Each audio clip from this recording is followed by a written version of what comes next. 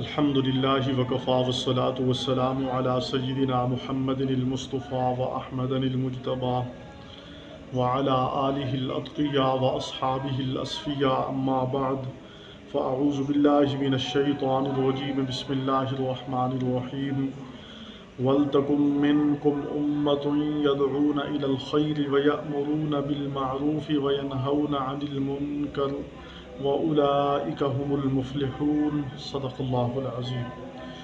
سورۃ آل عمران کی آیت نمبر 104، ابھی ہم اس کا ترجمہ اور تفسیر سیکھیں گے۔ وَلْتَكُن مِّنكُمْ أُمَّةٌ يَدْعُونَ إِلَى الْخَيْرِ، اور ضرور تم میں سے ایک امت ایسی ہونی چاہیے، ایک گروہ، ایک جماعت ایسا ہونا چاہیے جو لوگوں کو بھلائی کی طرف دعوت دے۔ وَيَأْمُرُونَ بِالْمَعْرُوفِ، اور اچھے کاموں کا حکم کرتے رہیں۔ وَيَنْهَوْنَ عَنِ الْمُنكَرِ، اور برائی سے منع کرتے رہیں۔ وَأُولَٰئِكَ هُمُ الْمُفْلِحُونَ، یہی لوگ ہیں جو اپنی مراد کو پہنچنے والے ہیں۔ پچھلی آیات میں اللہ رب العالمین نے مسلمانوں کو باہمی اتفاق اور اتحاد کے دو بہترین اصول بیان فرمائے۔ ایک اصول ان میں سے حق تقاتہ، اللہ سے ڈرو جیسے ڈرنے کا حق ہے، اور دوسرا اصول فرمایا کہ وَاعْتَصِمُوا بِحَبْلِ اللَّهِ جَمِيعًا وَلَا تَفَرَّقُوا، اللہ کے رسی کو، اللہ کے دین کو مضبوطی سے پکڑ لو اور آپس میں تفرقہ بازی میں مبتلا نہ ہو جاؤ، آپس میں فرقہ بازی میں نہ بٹ جاؤ۔ یہ دو اصول بیان فرمائے، اور ان دو اصول کو ساتھ لے کر چلنے کے لیے انسان ایک تو اپنے جسم پر وہ دو اصول لاگو کرے تو انسان ایک معیار پر پہنچتا ہے، اللہ سے ڈرنے والا بن جائے جیسے ڈرنے کا حق ہے، اور دوسرے نمبر پر فرمایا اللہ کی رسی کو مضبوطی سے تھام لے۔ تو یہ کام اپنی ذات تک محدود ہیں، تو ان کاموں کو اپنی ذات تک صرف محدود نہیں رکھنا، بلکہ اس آیت مبارکہ میں اللہ رب العالمین نے ارشاد فرمایا کہ مسلمانوں میں سے ایک جماعت ضرور ایسی ہونی چاہیے جو لوگوں کو خیر کی طرف دعوت دے۔ یہ وَلْتَكُن میں لام تاکید کا ہے، یعنی ضرور بالضرور ایک جماعت ایسی ہونی چاہیے جو لوگوں کو بھلائی کی طرف دعوت دے۔ الخیر کا معنی ہوتا ہے اتباع القرآن والسنہ۔ الخیر اتباع القرآن والسنہ، یعنی لوگوں کو قرآن و سنت کی طرف وہ دعوت دے، لوگوں کو قرآن و سنت کی طرف وہ جماعت بلائے۔ ایک جماعت تم میں سے ضرور ایسی ہونی چاہیے، اور فرمایا کہ ایک جماعت یہ دعوت و تبلیغ کا جو کام ہے، جس کو لوگوں کو بھلائی کی طرف دعوت دینا، برائی سے منع کرنا، یہ امت پر فرض علی الکفایہ ہے۔ فرض علی الکفایہ، یہ فرض عین نہیں ہے، ہر آدمی کے ذمے، ہر آدمی ایسا کام کر بھی نہیں سکتا۔ قرآن حکیم فرما رہا ہے وَلْتَكُن مِّنكُمْ أُمَّةٌ، ایک جماعت ہونی چاہیے۔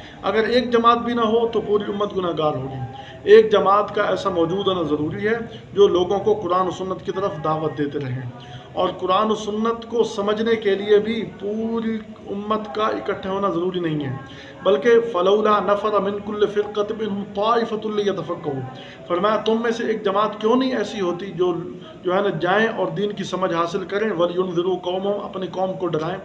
تو پوری امت پر پورا علم دین حاصل کرنا یہ فرض نہیں ہے، ہاں اتنا علم حاصل کرنا ضرور فرض ہے جس سے 24 گھنٹے میں حلال اور حرام جس شعبے میں آدمی ہے اس کی کم از کم صحیح طور پر پہچان اور معرفت ہو، اتنا دین حاصل کرنا ضروری ہے۔ لیکن یہاں فرمایا کہ تم میں سے ایک گروہ ایسا ہو جو لوگوں کو اتباع القرآن و سنہ کی دعوت دے، لوگوں کو بلاتا رہے، امر بالمعروف اور نہی عن المنکر کرتا رہے۔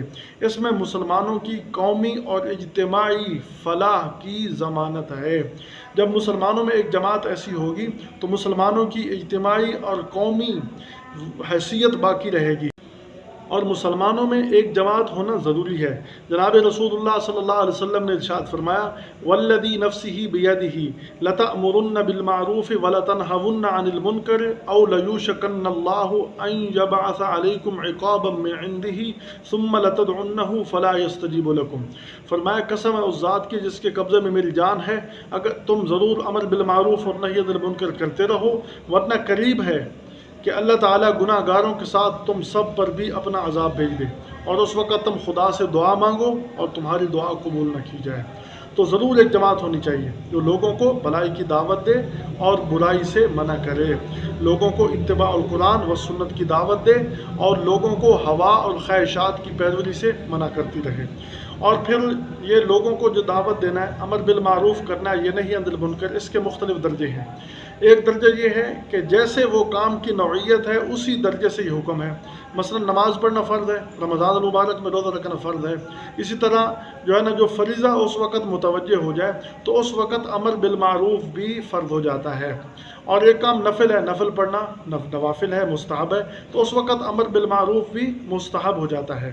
تو کام کی نوعیت کے اعتبار سے امر بالمعروف، اسی طرح ایک آدمی شراب پی رہا ہے، شراب پینا حرام ہے، اب اس کو نہیں عن المنکر کرنا اس وقت واجب ہو جاتا ہے، کیونکہ وہ حرام کا ارتکاب کر رہا ہے اس کی نوعیت کے اعتبار سے وہاں۔ اور پھر امر بالمعروف کے کئی درجے ہیں۔ ایک درجہ یہ ہے کہ من رأى منکم منکرا فلیغیرہ بیدہ، حدیث پاک کے اندر فرمایا جو تم میں سے کوئی برائی دیکھے اس کو اپنے ہاتھ سے روکے، فإن لم يستطع، اگر ہاتھ سے روکنے کی طاقت نہیں فبلسانہ، اپنی زبان سے روکے، وإن لم يستطع، اور اگر زبان سے روکنے بھی کی طاقت نہیں ہے فرمایا فبقلبہ، تو دل میں اس کو برا سمجھے، وذالک اضعف الایمان، اور یہ ایمان کا کم ترین درجہ ہے۔ تو یہ امر بالمعروف کے جو درجے ہیں، ہاتھ سے روکنا، یہ فرمایا ہے کہ ہاتھ سے روکنا حکومت کی ذمہ داری ہے، حل و عقد والے احباب کی ذمہ داری ہے، ان کے پاس طاقت ہے، امر بالمعروف وہ ہاتھ سے کرے، نہی عن المنکر وہ ہاتھ سے کرے، یعنی وہ امر بالمعروف بھی کر سکتے ہیں طاقت سے، اور نہی عن المنکر بھی طاقت سے کریں۔ اور دوسرے نمبر پر فرمایا کہ اگر امر بالمعروف یعنی ہاتھ سے نہیں کر سکتے تو دوسرا نمبر ہے زبان سے۔ زبان سے علماء کا کام ہے، کیونکہ علماء معروف کو معروف جانتے ہیں، منکر کو منکر سمجھتے ہیں۔ ایک آدمی جاہل ہے، وہ معروف کو معروف ہی نہیں سمجھتا، منکر کو منکر ہی نہیں سمجھتا، تو فرمایا یہ اس کا کام نہیں ہے۔ علماء جو اہل علم ہیں اور پھر صاحب سمجھ ہیں اور موقع کی مناسبت سے وہ دیکھ سکتے ہیں کہ یہ امر بالمعروف یہاں کرنا ہے یا نہیں عن المنکر کرنا ہے، تو یہ علماء امت کی ذمہ داری ہے۔ اور تیسرے نمبر پر ایک برائی ہے، برائی عوام کے سامنے ہے، اور تیسرے نمبر پر اگر وہ زبان سے طاقت نہیں رکھتا ایک آدمی تو فرمایا فبقلبہ، دل میں اس برائی کو برا سمجھ لے، دل میں اس کو برا سمجھے اور اس سے دور ہو جائے اور دلی طور پر اس گناہ سے نفرت پیدا ہو جائے۔ اگر یہ بات نہیں ہے تو فرمایا پھر اپنے ایمان کی فکر کرے، وذالک اضعف الایمان، یہ اس سے ایمان کا کوئی کم درجہ نہیں ہے۔ تو گویا کہ امر بالمعروف کا یہ فریضہ فرض علی الکفایہ ہے، یہ بات سمجھ آئی۔ اور پھر امر بالمعروف اس کے درجات ہیں، ایک درجہ زبان سے روکنے کا، پہلا درجہ ہے ہاتھ سے روکنے کا، دوسرا درجہ زبان سے روکنے کا، اور تیسرا درجہ انسان اپنے دل کے اندر برا سمجھے۔ اگر دل کے اندر بھی برا نہیں سمجھتا پھر اپنے ایمان کی فکر کرے۔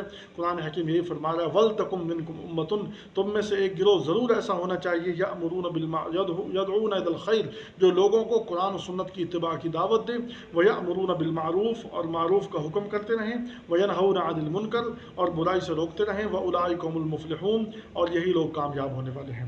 اور اگر آپ دیکھیں ہمارے عائلی مسائل اور ہمارے گھریلو مسائل کے اندر جو ہمارے گھر کا سربراہ ہے، بڑا ہے، اس کو وہ با اختیار ہے، وہ اپنی وسعت کے مطابق امر بالمعروف کرے۔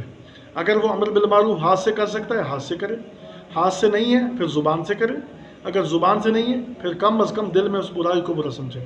لیکن آج کا ماحول، آج کی جو برائی اتنی عروج پر ہو چکی ہے، آج سوشل میڈیا اور اسی طرح یہ آلات جو گھروں کے اندر داخل ہو چکے ہیں، ان میں اب معروف اور منکر کی تمیز باقی نہیں رہی، کیا معروف ہے کیا منکر ہے۔ اس لیے ضروری ہے کہ معروف اور منکر کو سمجھنے والا بھی ہو، ایسا نہ ہو کہ منکر کو معروف بنا دے، معروف کو منکر بنا دے۔ تو یہ ذمہ داری عائد ہوتی ہے گھر کے سربراہ پر بھی، وہ امر بالمعروف اور نہی عن المنکر کرے، اور ہر مسلمان پر یہ ذمہ داری عائد ہوتی ہے وہ اپنی وسعت کے مطابق معروف کو معروف جان کر وہ معروف کا حکم دے، اور منکر کو منکر سمجھ کر وہ منکر سے منع کرے۔ تو یہ فریضہ یعنی فرض علی الکفایہ کے درجے میں ہے۔ اگر چند ایک لوگ بھی امت میں سے پوری امت میں سے ایک گروہ بھی ایسا کرنے لگ گیا تو پوری امت اس گناہ سے سبکدوش ہو جائے گی، ورنہ پوری امت گناہ گار ہوگی۔ اللہ تعالی ہمیں اس فریضے کو سمجھنے کی توفیق عطا فرمائے۔